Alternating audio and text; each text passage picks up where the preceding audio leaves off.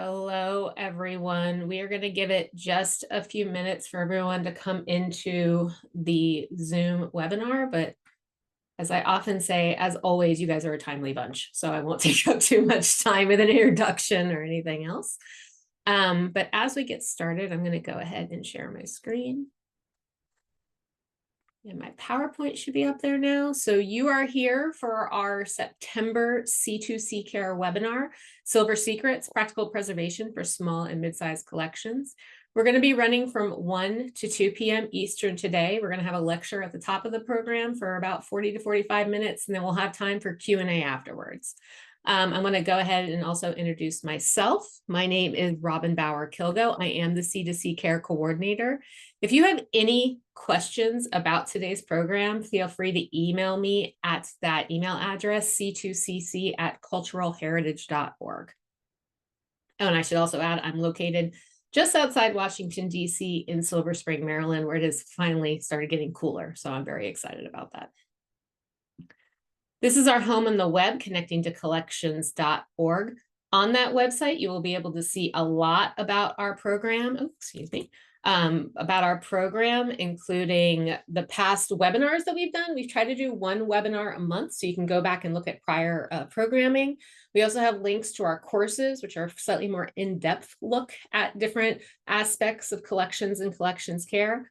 A link to our calendar, a link to our online moderated community. The community is a great place if you ever want to ask a direct care collection questions to it. We have a fabulous group of monitors and a fabulous group of experts who will go out and try to get you really good information on your collections care questions. So I would encourage you to go in there as well. We have two homes online for social media. They are our Facebook page at C2C Care, and then we're also on LinkedIn. So if you ever want to find out information about announcements for our programs, you should go check out those two social media sites, and we will have information posted there. We wanted to go ahead and do a quick shout out as well to an anonymous donor and the Samuel H. Kress Foundation for stepping in to support this webinar and other C2C care programming, allowing it to continue through the end of this year, 2025. If you're able to support them in supporting C2C care, please consider donating. And I would say scan that QR code if you're interested in giving to the program. We are trucking along with C2C Care. So if you've used our resources, used our community, and you have some extra funds, we would always appreciate your support as we kind of look at the future of our program. A quick programming note, as of right now, we have one program scheduled in October, potentially one more, but we have this one open for registration on our website. It's called Fundraising Alternatives for Cultural Institutions. Obviously, the funding landscape has changed drastically in the past few months. So this webinar is going to be really talking to two folks who work within the cultural heritage field and about some funding alternatives you might not know about or haven't really considered when it comes to supporting collections care projects. So I would encourage you to register for that free program that'll be held on October 14th from 1 to 2 p.m. Eastern. A couple of quick technical reminders. You have two ways to communicate to us with the Zoom webinar platform. One is the chat. The chat is a really great way to say hello, say where you're from, any of that kind of general information. If you have any technical questions, I would also encourage you to use that chat box. We have also enabled the Q&A box. The Q&A box is there for you to ask questions. So if you have a question, but as the presenter speaking today, I encourage you to use the Q&A box, not the chat box. As you guys will see, as people start saying hello and where they're located from, the chat box becomes a bit of a stream of consciousness. So it's a little easier to track the questions in the Q&A box. I noted that we are recording today's program. So if you have to dip out early, no worries. We'll be posting this on the website probably a couple hours after the live program.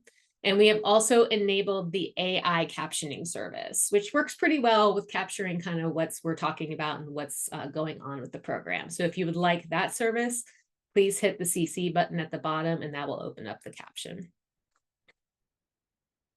So with that, I'm going to go and hand this over to our presenter today. Her name is Ingrid Neuman. She is Senior Conservator at Rhode Island School of Design Museum.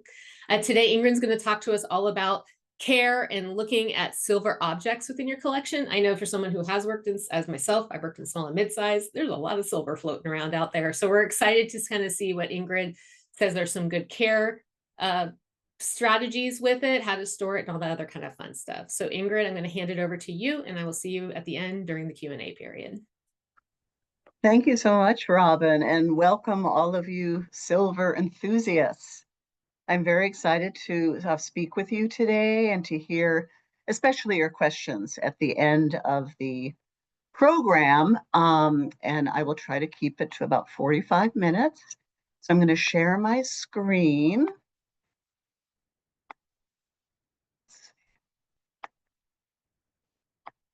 And we'll get started.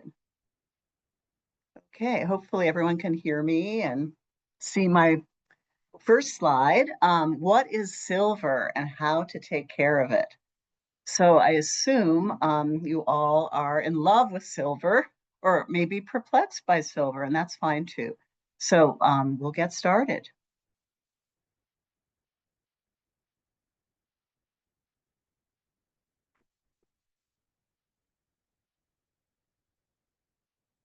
Okay, Robin, my slides are not forwarding. Can you try hitting the arrow keyboard on your keyboard and see if that works? And if not, I'm happy to share my screen. No, it is not working. The arrows are not working. Okay, not a problem. Why don't you stop sharing your screen and I'll pop it over to mine then. Okay.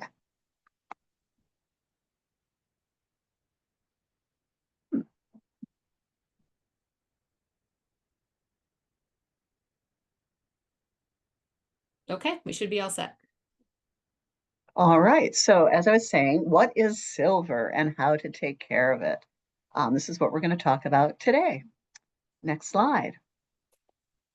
So silver is considered a precious metal, and you might have heard this before and wondered why that is. And so there are 8 precious metals. I've listed them here: gold, silver, platinum, palladium, rhodium, iridium, osmium, ruthenium. And so just, so you understand that. It's very reactive, as we know, reacts to oxygen and especially sulfur. So the air is not our friend. Unfortunately, we all have to breathe. So there's plenty of oxygen around, and there's plenty of issues with the silver. Silver is also very soft, as you know, from if you have a ring or a bracelet or anything like that, it's easily scratched. And that's it's pro and it's con because it's also very malleable. That's why people make a lot of things out of it and are able to make jewelry and hollowware. But as a consequence, silver is alloyed with copper often. And so alloyed might be a new term for some of you. And an alloy is just meaning a combination of metals, additional metals to the mix. Next slide. So where does silver come from in its pure state? It's an ore, it comes from rocks, and it's mined from rocks, and it comes from many, many places, but I just included some here: Mexico, Peru, the United States, and Canada. Next slide. So this is very important. So there's so many silver lookalikes. Silver can be confused with so many other metals. And I just really want to underscore this point because you may have pewter, for instance, in your collection, and you might think that it's silver and you're trying to polish it and it doesn't really polish. And, that would be unfortunate and confusing and to the object's detriment. So I just want to point out that it behooves people that have silver collection to learn more about white metals in general. We call them white metals, this silver-like metals, zinc, nickel, aluminum, tin, and pewter, because you want to be more familiar before you undertake any kind of cleaning or even storage and display, what kind of metal is it exactly? Next slide, please. So what I've done here is I've listed silver, different kinds of silver. There's more than one, and I've listed it in descending order of how much silver is in the alloy. So the silver with the copper. So you see Britannia silver has the highest amount of silver, Mexican silver next highest, then sterling silver, which is primarily what I'm going to talk about today, is 92.5% silver with 7.5% copper. And it's also known as like 925. You can see that often stamped under the silver, 925. But then there's coin silver that's only 90% silver, German silver, which doesn't have any silver in it, and Sheffield plate, which I think is very important to just remind ourselves all about, is plating where silver has been alloyed to the base metal. And so it's almost like a sandwich of copper with silver above and below. And this is important because the silver, of course, can be abraded away, which we're going to talk about later. And then finally, vermeil. This is something that we have a lot of at the RISD Museum, for instance, and it's gilded sterling silver. So it's actually a thin layer of gold. And again, it's really important to be able to recognize this, to know what it is, so that you don't inadvertently try to polish it and polish away the gold, because the gold is very thin. Next slide, please. So other things you might have noticed about your silver are these things called hallmarks, all these different stamps. They're really fascinating. They're like little lions and anchors and, initials and all kinds of things. And these hallmarks are composed of purity marks, maker's marks, assay marks, and date letter often. And so here I've circled in red. You can see in the upper image is a small lion, which is indicative of a British origin. And then down below, you see Gorham, which is near and dear to my heart because it is produced in Rhode Island. And the little anchor next to the Gorham mark does indicate the Providence origin. And then you have assay marks, which would refer to the content of the metal and would verify the content of the alloy. And you often have date letters. And there are books, of course, on all of these things that you can refer to. And of course, online now, it's very easy to look these things up. Next slide, please. So how hard is silver metal? I alluded to the fact that silver is scratchable, it's soft. You probably have had experience with your own jewelry, perhaps. So I always look to Mohs scale of hardness, really. And we know that diamonds, of course, are like a 10, and talc is maybe a 1, or chalk is a 1. So silver is about 2.5 to 3, not very hard on Mohs hardness scale. So it's soft. This is important to remember. Prone to scratching. This is what we're all concerned about. And the main takeaway here is that you always want to use a material that's softer than what you're cleaning, right? You wouldn't want to use anything harder than a 3 because you would most likely see pitting or scratching on the surface of the silver. So we're looking for cleaning materials that are softer than a 3, more or less. Next slide, please. So the implications of cleaning silver, um, cleaning silver is not something we want to do sort of willy-nilly all the time. It's not really a good idea because when you're cleaning silver, you're actually abrading the silver, you're removing silver. That's what's coming off on your swab. The gray material, the tarnish, is silver. It's part of the art object. And so you want to do it sparingly. So that's the first point. Second point, you always want to use softer materials than the metal itself to avoid scratches, like I mentioned before, and I'll probably mention again. You want to know the components of your cleaning materials. This is an issue with proprietary materials or commercial materials that you find in the hardware store or wherever. You don't necessarily know what the components are because it's a trade secret. So commercial vendors don't necessarily always have to reveal exactly what's in a material.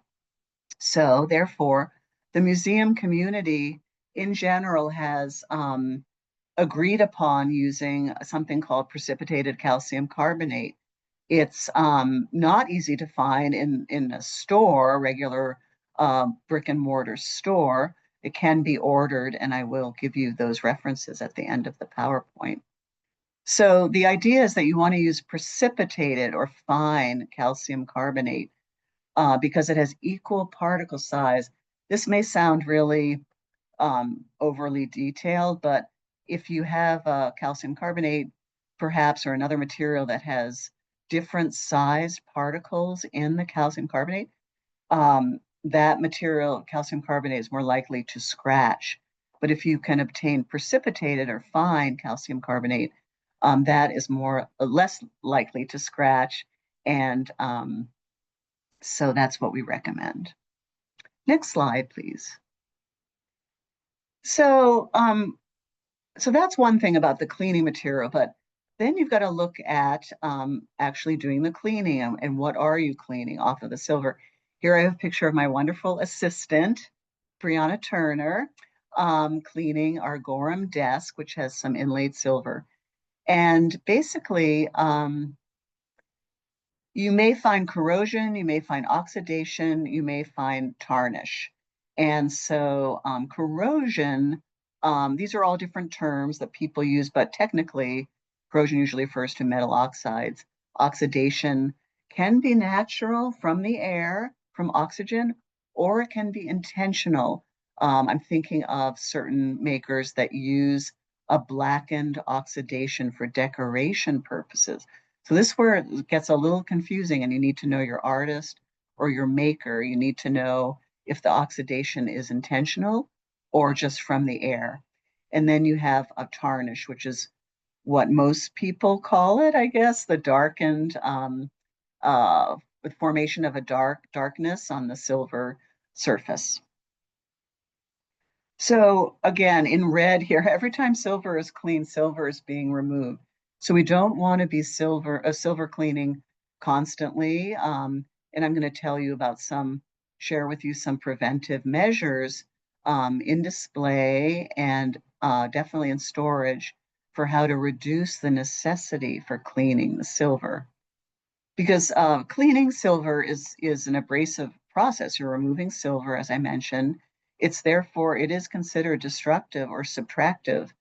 And especially if the item is silver plated, as I alluded to, sometimes candlesticks or trays, thinking of different types of household materials you might have in a historic house. There could be a copper substrate. So when you're polishing, you could actually start seeing kind of a pink quality to the silver, which would be indicative of the fact that copper is being revealed and you're wearing away the silver. So, and I've gotten this question before from other people. Is it necessary to polish the silver before it goes back into storage? The answer would definitely be no. You don't want to polish, and instead, you want to wrap the silver with tissue paper and then put it in some kind of polyethylene bag, which I'm going to talk about in a later slide. Next slide. So here's some examples of two items from the RISD Museum collection. On the left is kind of a cool sterling silver spider web, which had oxidized. And on the right is more of a 18th, 19th century picnic set, which is phenomenal.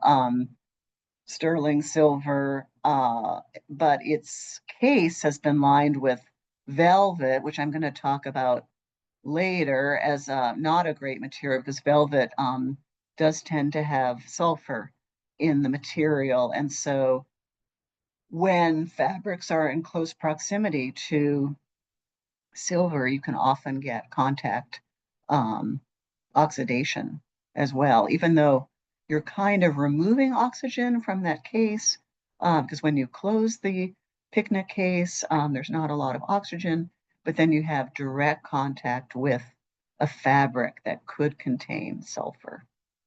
Next slide. Tarnish. So this is what most people refer to as tarnish, discoloration of the silver surface. On the left, you can see a coin. And I'm going to just really emphasize that sometimes you do not want to clean coins necessarily at all because it can really reduce their value. So that is something you want to tread lightly and talk to your curators and so forth about that for sure, other experts. On the right, you can see John Pripp's salt and pepper shakers.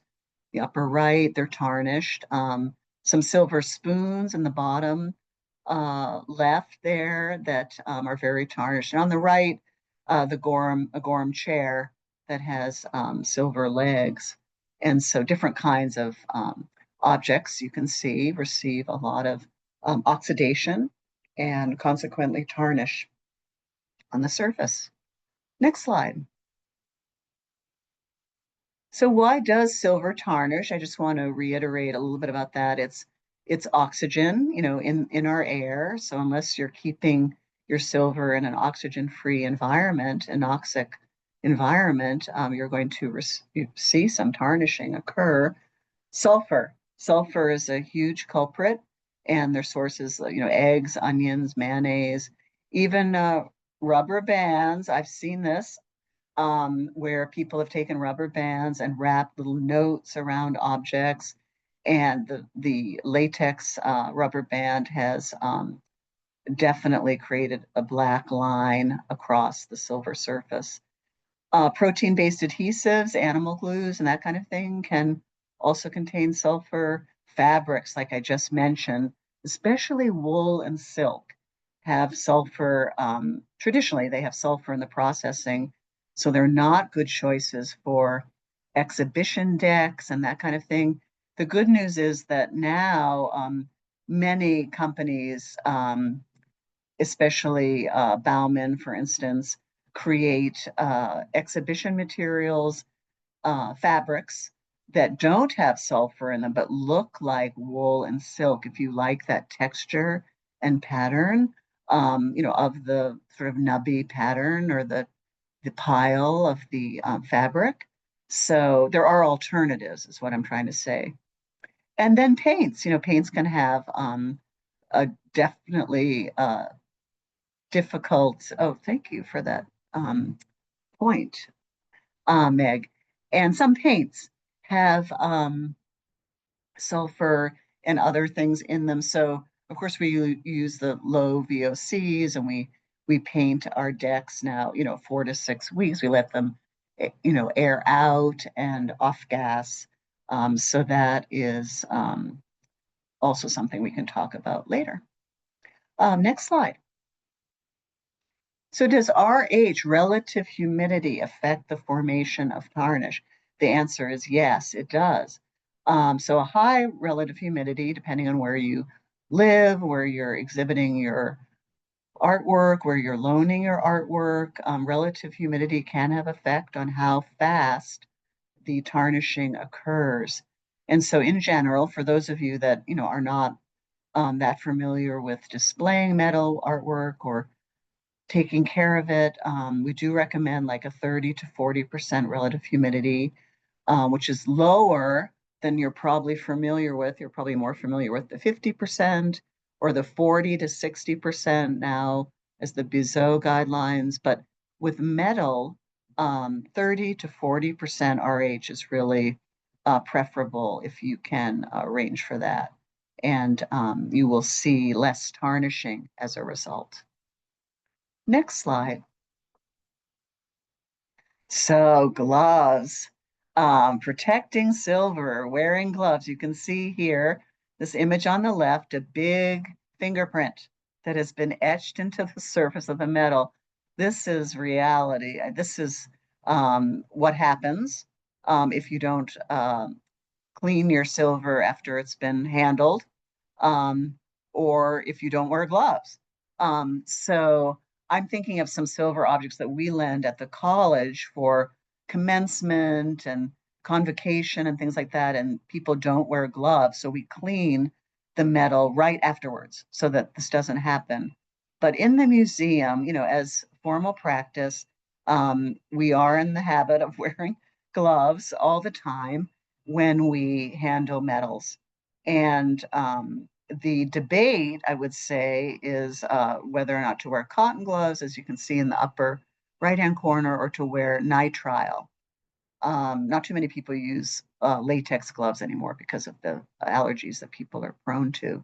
So the next slide, I think, uh, yes, debate exists over which type of glove to use. So if you go to Stitch on the American Institute for Conservation website, Sarah Nunberg has done some exhaustive research on the sustainability of plastic gloves or nitrile gloves versus cotton gloves. And on the left, you can see some nitrile gloves by Halyard, which are made for handling silver, and they happen to be gray, like silver. And on the right, you can see your regular cotton gloves. I'm personally a fan of cotton gloves, and I just wash them and in my sink in my lab. But not everyone feels this way, so we can discuss this later, but I just wanted to bring it up that you really need to wear gloves. There are these rare occasions, like at RISD, where we lend out some silver. People do handle it without gloves, but then we're very vigilant about cleaning it right away, not polishing it, but just cleaning it with, for instance, ethanol or something like that to remove hand oils, because that's our reality. Next slide, please. So fingerprints, why do they happen? Your hand is a perfect electrolyte. Sodium chloride is a component of perspiration, right? Salt. And in conjunction with the silver, when you touch the silver, you potentially form silver chloride. And it darkens over time and etches into the metal. And it's very difficult to polish out. I mean, you have to do some serious polishing with materials that I'm not even going to recommend in this webinar.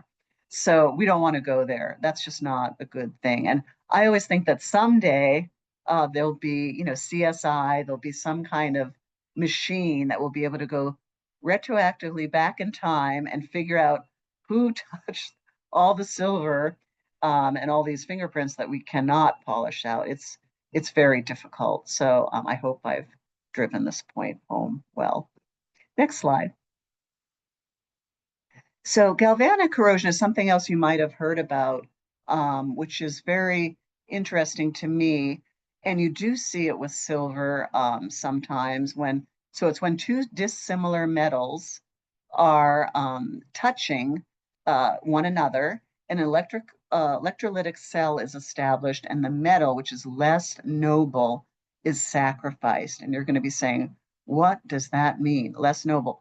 So on the right, I have a nice table that shows how metals are kind of ranked in terms of their nobility. And so, we know platinum and gold are very wonderful metals in that they don't corrode. That's why a lot of wedding rings are made out of that kind of thing. But you can see silver is really up there, right? Because it's a precious metal. However, if the silver object that you have in your collection has been married or is made with another metal touching it, maybe some copper, like I'm showing you a dagger here in the image where two metals are in close proximity. You can have galvanic corrosion establish itself at that juncture where the two metals are in touching. And so the silver, so if silver is like next to some copper, for instance, the copper will start to corrode and you'll see green corrosion, because when copper corrodes, it's usually green. Sometimes it's red or there's other black, but That's just a little word about galvanic corrosion. We can talk more about that. I don't want to get too into the weeds right now about that. Next slide. Niello, I do want to mention Niello. Niello is very important to understand. Niello is a beautiful technique that was used by many artists, still is used. It was used historically, it's used also in contemporary times, and it's a silver sulfide, so it's black, right? And it could look like tarnish. You need to definitely educate yourself about Niello, and before you're embarking on a cleaning campaign of silver, you need to make sure that the artist or the culture of the artwork that you're cleaning does not include Niello, because you would not want to remove the Niello because that is artist intended. So, so that's just a word about Niello. Next slide. The other thing, oh my goodness, fire scale. I don't know how many of you are familiar with fire scale, but fire scale can definitely be also confused with tarnish, and you could be polishing and polishing and it's not coming out, and maybe you've had this experience and it's because it was fire scale and you can't polish that out. Basically, it's underneath sort of the silver surface. It's a result of soldering or annealing using these hot temperatures over 1,000 degrees with a torch, and it's kind of an oxide um, underneath the silver, and it's really not going to polish out. And so you could become very frustrated trying to polish it. So I wanted to mention that. Tarnish usually comes off quite easily. And so a fire scale is a whole nother beast. And really, if you run into that problem, I mean, you want to consult a conservator. Um, or I mean, our case at RISD, we have a lot of artists that work with metals, and you can learn a lot about fire scale through working with contemporary artists. Next slide. Finally, vermeil, close, near and dear to my heart. Here's an image of one of our wonderful volunteers working on a gigantic vermeil piece by Gorham. And I just want to reiterate that vermeil is gold. It's a very thin layer of gold on a sterling silver substrate, no doubt about that. But there is no need to polish the silver. I mean, the gold layer, the uppermost layer. It's very thin. And so instead, you should really just dust it or possibly use, an untreated flannel cloth. But you don't need to be polishing the vermeil because you'll polish it away for sure. Next slide. So what about the use of commercial products? Everyone always asks me about this. Um, I would say stay away from these products. I hope there's no one on the call that is invested in any of these products. I would not use them at all. And I have several reasons for this, and they are that if you do a strip and dip, if you try to use one of these commercial products, you're going to be treating the entire surface exactly the same. And very often with artworks, silver needs to be evaluated. You work with the curator and you try to decide like which parts should be shiny and which parts should be matte and so forth. And these strip and dips or dip and strips, they just treat the whole thing, the whole artwork in a very holistic manner, which is not good. They're not good for the environment, and they're not good for your health. So they're just too abrasive. So this is how I feel about that. Next slide. So in my own local hardware store, I went down there, took a photo. They have a lot of products, and there is a lot to be purchased. But I'm hoping that you will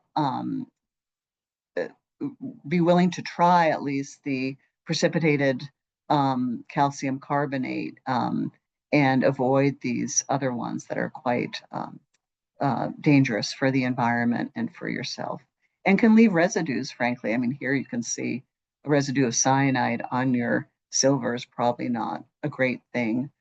Sometimes some of them have silicone in them, and they'll leave a layer of silicone, which will be beastly to get off. So, I mean, the name of the game really is to use simple products and safe products for you and the environment, and ones that you know the ingredients of. That's the best thing that you can do. Next slide, please. So there are a lot of myths in home remedies: baking soda and aluminum foil, baking soda paste, lemon juice and salt, toothpaste, vinegar, baking soda, beer. So many. In the museum environment, I would not advocate. I can't tell you what to do at home, but in the museum environment, these are not tried and true. This is not for the long haul. These are not methods that we want to leave for our the next people that take over our jobs. And so we just don't want to use them. Next slide. There are some other considerations, as if what I have given you already isn't enough. There are definitely other considerations that you need to think about before you're even cleaning the silver, especially about cultural considerations, Native American silver, for instance, and religious collections and coins.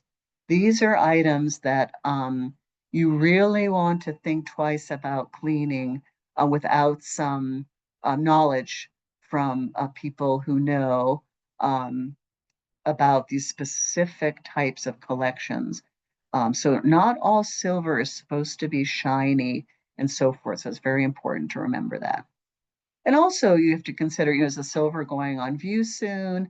When is it going on view? You don't want to be polishing months and months in advance necessarily, because it will retarnish unless you wrap it in tissue paper and put it in some kind of baggie. So I just want to, oh, Stacy, yeah, thank you. I think it's really important to consult Native American groups, especially like the Navajo, the Dene, who are silver makers, about the cultural considerations, and then before you embark on any cleaning campaigns. Next slide. So just a bit about dust. Here's a really disgusting image with a scanning electron microscope of dust. We want to always dust before we polish, because why? Because dust, every little particle of dust actually is a magnet for water, and every single little particle of dust has water around it. So it's like basically a layer of moisture, that's just sitting around on your silver objects. And we know that silver, of course, creates corrosion. So you want to dust your silver first, and to remove the dust prior to polishing, and also so you're not literally grinding the dust into the silver surface, which, remember, is soft. So you'd want to dust the silver prior to doing your polishing, and that's what we're going to talk about next. Next slide. So here is Brianna Turner, again, my assistant. And when we embarked on our Gorham project, for instance, we were using the dry polishing method, which is a rouge cloth cleaning and buffing. And these rouge cloths you're probably familiar with. They're very common in jewelry stores, very easily accessible on Amazon. And it's a two-part cloth, and the red side is impregnated with clay particles. That's why it's red. It's very soft. Clay is very soft. And then the yellow flannel is very inert. It doesn't have any material ingredients in it. It's just a soft buffing cloth. And with that, you can often do a wonderful amount of light polishing, just a quick polishing, say on silverware or other hollowware. Next slide.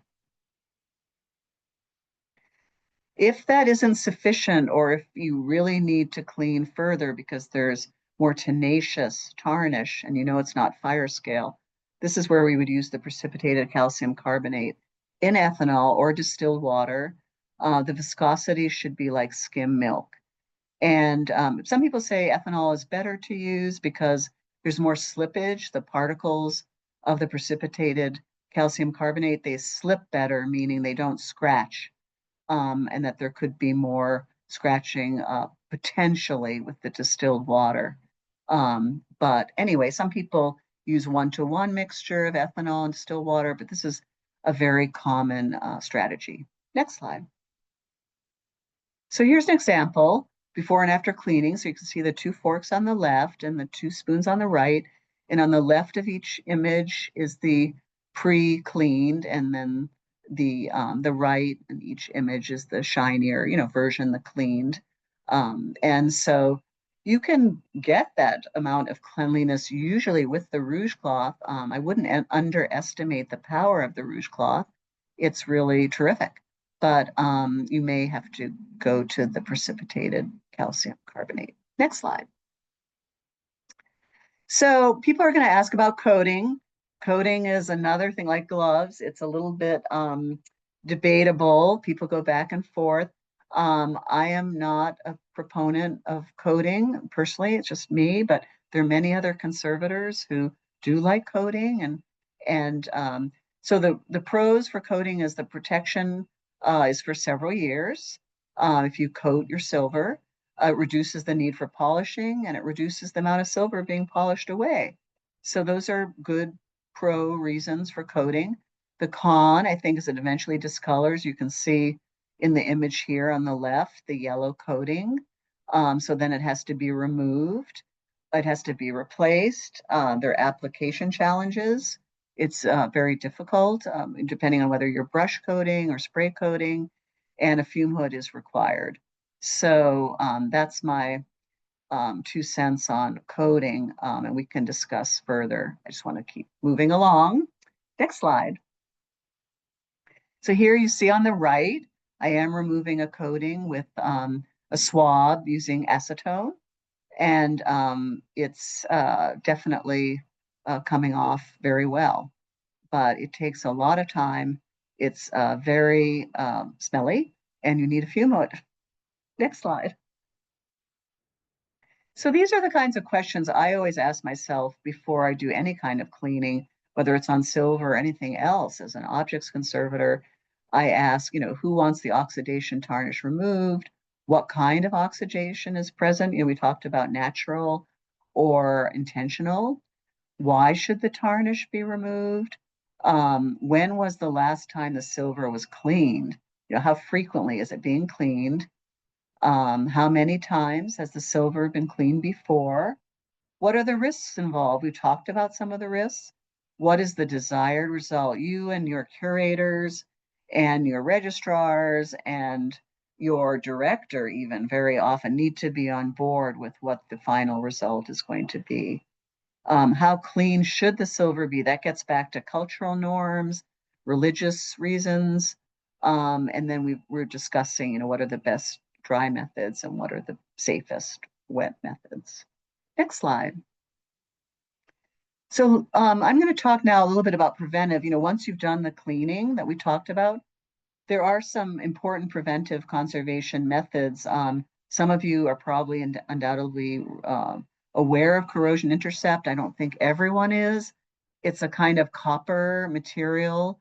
It's really polyethylene that's been impregnated with copper particles.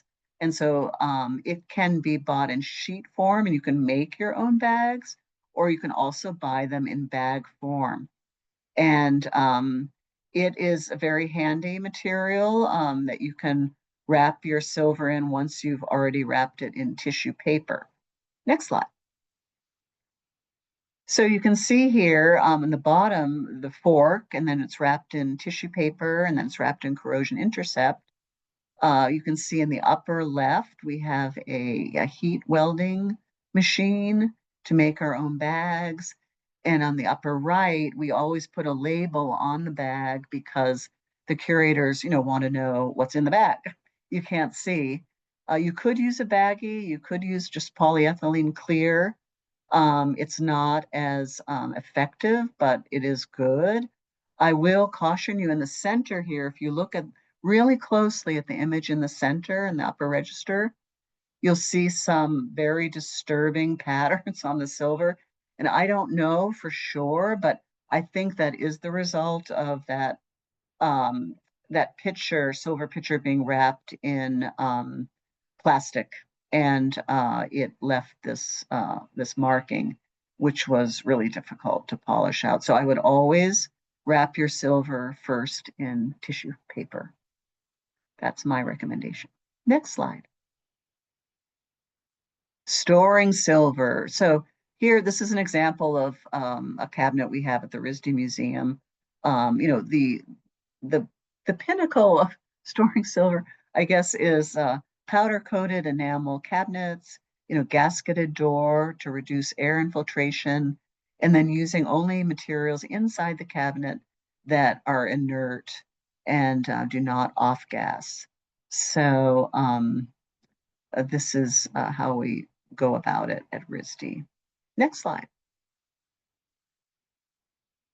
So you can see here, prior to our Gorham show, we did wrap everything that was going to be out on view because we did have to start 3 years before the exhibit opened because we weren't going to have enough time to polish um, over 1,000 pieces of silver. So we did wrap it in this corrosion intercept, and we did need to label it because we didn't want to keep unwrapping all of the packages.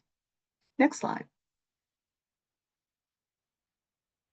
So just to reiterate, the process is to wrap and isolate the silver with acid-free tissue paper prior to inserting into corrosion intercept or polyethylene Ziploc baggies. Corrosion intercept, I'm not going to lie, is expensive. So depending on your funding, it might be better to use polyethylene baggies.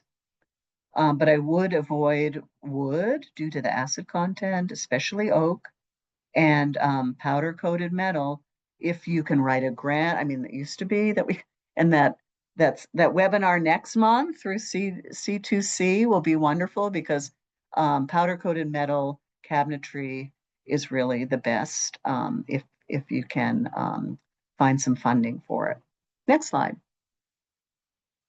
So finally, getting to the displaying of silver, here you can see an exhibit that we have at the RISD Museum, which is not perfect because it has gaps between the glass panels. There are some gaps and air does infiltrate, but in general, what I'm trying to show you here is that we're using glass, and we use linen for our decking material, and it's very inert, doesn't have sulfur in it, that kind of thing. And so there's not a lot of paint or other kinds of fabrics. Sometimes the silver will have ivory or wood as a handle, or rattan, or other ivory as insulators. So that is something to consider because those those organic materials like rattan or wood or ivory are more susceptible to cracking if the relative humidity is very low. So, but they're often usually a very small component of the silver. So you have to kind of come to a compromise with your relative humidity. Next slide. So the safe exhibition materials to use and why, again, would be powder-coated metal, polyethylene, polypropylene, glass. These are all materials I'm sure you're familiar with. And I'm showing you here some little images from our Gorham show that we had very recently, well, 2019. And we used wonderful cabinets from Small Core, and they are very, you know, inert, and they were also reusable, so we don't throw them out. And all the materials were vetted, you know, by a conservator. Next slide. So finally, we're getting to the very end. I wanted to share with you the 3M anti-tarnish strips that we use in our cases. As I said, I was I'm not a proponent of coating silver, and nor did we have the spray booth or the time or the labor or the space to coat, even if we wanted to for this exhibit. So instead, we went a different route. We lowered the relative humidity in the cases. We used silica gel to lower the relative humidity. And we also used these wonderful 3M anti-tarnish strips, which are available on Amazon. I'm sorry to keep saying Amazon. And they're very inexpensive. And we used them, we calculated the volume of the case. You have to calculate the volume. And we put enough silica gel in the case, and we put enough 3M anti-tarnish strips, which are basically, they're gray because they're full of charcoal bits. And charcoal is a great adsorbent for pollutants. So that worked very well. Our exhibit was up for 6 months, and there really was no sign of tarnishing that I could detect. Next slide. So here are the resources that I use and rely on, and I thought you'd like to know about. And I'm sure if you're involved with museum work, you're already familiar with these wonderful resources. And I think there's one more last slide just to say thank you. And I look forward to your questions, and hopefully I can answer them.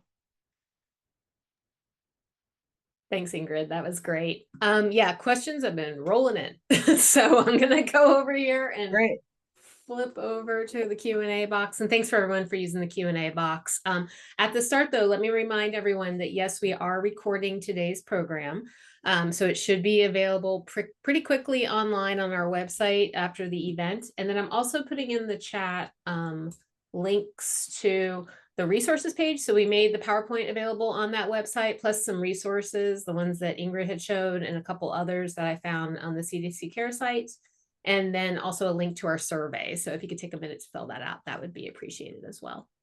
So we had a couple questions come in, and I remember you were talking about how you should use tissue paper to wrap things in, right? And one of my first places I ever worked at, we had a big list, we had a big sign on the wall that said unbuffered, buffered. And then we had a list under it of what to use so we could stop the ongoing debate on to use buffered or unbuffered.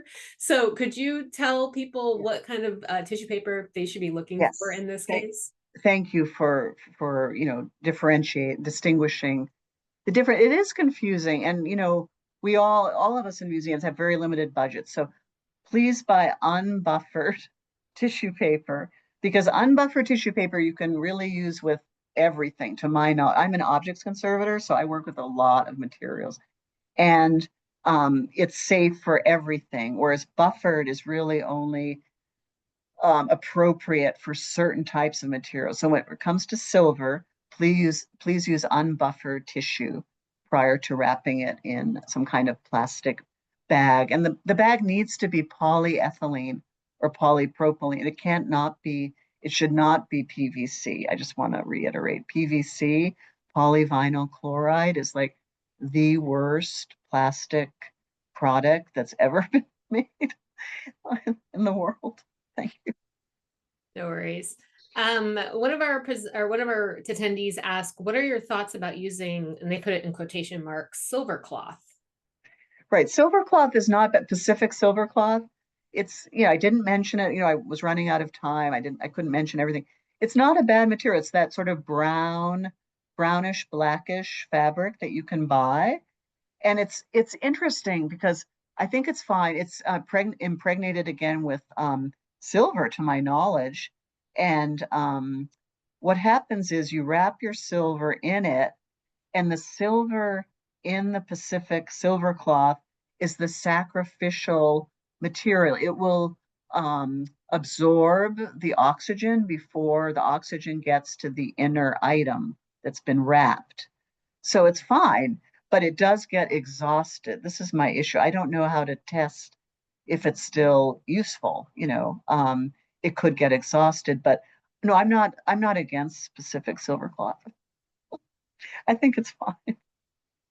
So this question is interesting because it kind of shows the difference between how the silver might be displayed. It says, how do historic house museums that have table sets maintain the silverware? So if they're on display within a historic house museum, how would you recommend kind of having those on display? Okay, that's a great question. And I would say wax. So I would say, because if you're in a historic house museum, you don't have a fume hood, you don't probably have a conservation lab, you don't have that kind of thing. What you could do is you could take Renaissance wax, which is a product, it's a little bit smelly. It has mineral spirits in it. So it's a little bit smelly. You might want to do it outside or in some kind of room, away from your, well, I don't know if you'd have an HVAC system in a historic, I'm not really sure. But anyway, I would take the silver, maybe clean it with a rouge cloth, very simply, lightly, and then apply Renaissance wax. And you would apply that with a lint-free cloth like cheesecloth. Cheesecloth is good. I would apply the wax, usually let it sit there for about an hour, let the solvent evaporate, and then buff it with a clean cheesecloth. And that would probably keep your silver looking quite good for, I would say, a year at least, maybe longer. Great, thank you. And I think that really plays into how like you really have to think about like what is going to be the handling and the presentation. I mean, obviously it would be great if everything was in cases and you know what I mean, like stored the way, but I know with historic house museums, Sure. you want stuff's going to be on display. And when you mentioned HVAC, it depends. Like some I've Yeah, been have been completely HVAC, and then some of sure. them, especially more in like the Caribbean, near where I used to live, it's for Yes, open yes, air. You know what I mean? So it yes. kind of depended. Um, I like this question because I'm going to reference another webinar we did for C2C Care. So it says trend, and I want your thoughts on it. So it says trend to put silver in hot water with baking soda slash aluminum. Why is this bad? Was the question. And the only reason why I'm referring to it a little bit is that we did a webinar a couple of years ago about just kind of like these kind of treatments, like people talking about using like beer, mayonnaise, baking soda, all that kind of stuff, and kind of what the conservators take was on it. But I wanted to get your thoughts on this treatment as well. Well, for me, I mean, I've never used that treatment. I was never taught that treatment, in graduate school or in any of the 8 museums I've worked in. We've never practiced that method. I'm not going to tell you what to do or not to do with your own private, your own personal effects at home. But I'm not going to recommend it for a museum collection. Yeah. And I know with that webinar, and I think it was called Old Wives' Tales or something along that line, if you search on our website, some of the folks who showed up for that, they said, we tried some stuff at home with our own personal stuff. Like they just wanted to see what would happen before they Sure. do it with their museum objects. And I think that's the key thing. You know what I mean? Is trying to figure out that line if you hear about a treatment like that. Well, and I'd just like to reiterate that rouge cloths and precipitated calcium carbonate are not expensive items. You buy some rouge cloths, they last for a very long time. And the precipitated calcium carbonate, if you buy a pound of it, it will probably last you, 10, 20 years. So this is very, and I don't feel like the only thing I recommended that is kind of expensive is the corrosion intercept, and I offered an alternative, which is the Ziploc baggies, which are polyethylene. Yeah. Perfect. This is a fascinating question. It says, does tarnish on the surface eventually hit a point where it kind of stops? Or is it always getting stronger? And they go on to say, thinking about a situation where you have silver in storage that is very, very heavily tarnished and will not be going on view, right? Like it's just back there. Can someone make the argument that the object can be left out and just not get any worse? So if you come across a piece like that, would you be better off just leaving it be? Or what would you recommend with something like that? Boy, that's a really good question. I know. I'm not sure. I'm not a metallurgist. I'm not sure that I know for sure if it ever stops, but I would imagine, I think the layer is going to get thicker and thicker because the silver oxide, I think it's going to get thicker and thicker. We've had some seriously, art. We had some donations given to us that were very heavily tarnished, and we were going to be displaying them, so we did clean them. I think I could recommend, what you could do in that case, maybe an interim measure would be to, if you're not going to exhibit it in anytime soon, why don't you wrap it in tissue paper and put it in a bag? And at least that way, you know, it wouldn't be, I'm not sure I can answer that question because I'm not exactly positive. No, that's fine. And I just was curious because I know sometimes I've come across stuff where I'm just like, do I just leave it be? Like, you know what I mean? If it's not hurting anything around it, or if it's just like hanging out back there, like, is it just, should I just let it sit there? And, you know, obviously with a lot of our folks, like they have a lot of other, you know, pans on the fire right now. So sometimes you're kind of like, okay, I think I'm just gonna let it sit there, maybe take photographs of it just to monitor it to see if maybe it is going to get worse over the years too. Well, I Recommend. think someone just put in the chat about David Thicket. He is a wonderful person. Anything that you can read by David Thicket would be very educational. He would be a good person to consult. Perfect. Thank you. England. Yeah, our Yeah, audience is great. yeah, They will always share good yeah. information. Great idea. Well, it is 2 o'clock Eastern, so I'm going to go ahead and close out today's program. I am going to download the questions and get them over to Ingrid. So for those of you who put in questions, we couldn't get to them, I'll get them over to her so she can take a look at them. And maybe we can post that either on the community or somewhere else so people can take a look at. Sure. Again, we have recorded today's program, so I'm going to be putting that online on our website. I'll post in the community once it's available. So you guys will be able to access it there. Ingrid, do you have any other last things you'd like to tell our audience today? Well, I just like to thank you for coming to the webinar and for your really interesting questions. And please don't hesitate, you know, to contact me if you have more questions. And good luck with your silver. Thanks, everyone. Thank you, Ingrid. Thanks to FAIC. Thanks to all of our donors who are helping C2C Care continue. We will be back in October to talk about some fundraising alternatives. And until then, please keep an eye on our website and other announcement areas for upcoming program. So everyone have a safe fall, and we will see you in October.